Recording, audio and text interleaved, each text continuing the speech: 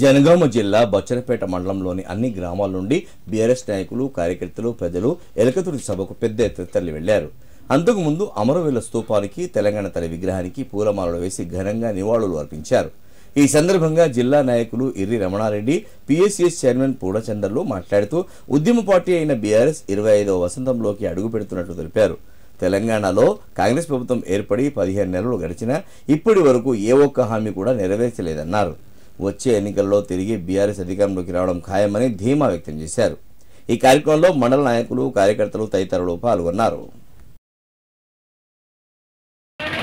BRS party పుట్టి 24వ వసంతంలో నుండి 25వ వసంతంలో అడుగు పెడుతున్నటువంటి శుభ సందర్భంలో ముఖ్యంగా టీఆర్ఎస్ పార్టీ వెన్నంటే ఉంటూ ఈ 24 సంవత్సరాలు వెన్నంటే ఉండి ఇప్పటి వరకు కూడా పార్టీకి వెన్నుదన్నుగా, కేసీఆర్ గారికి వెన్నుదన్నుగా ఉన్నటువంటి పార్టీ కార్యకర్తలకు, పార్టీ శ్రేణులకు, నాయకులకు, అలాగే గ్రామస్తులందరికీ పేరు పేరున, రైతులకు, వృద్ధులకు అందరికీ కూడా పేరు పేరున నా యొక్క హృదయపూర్వక నమస్కారాలు తెలియజేసుకుంటూ, ముఖ్యంగా ఇప్పుడు కేసీఆర్ ఎప్పుడైతే ఉద్యోగం స్టార్ట్ చేసిండో అప్పటి నుంచి కూడా కేసీఆర్ అంటే తెలంగాణ ప్రజలంతా ఉన్నారు.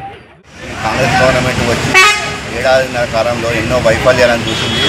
ఇంతవరకు ఏ హామీని కూడా అమలు చేయలేకపోయింది. దాని గురించి మనం తీవ్ర స్థాయిలో ఉద్యమించాల్సిన అవసరం ఏర్పడ్డది.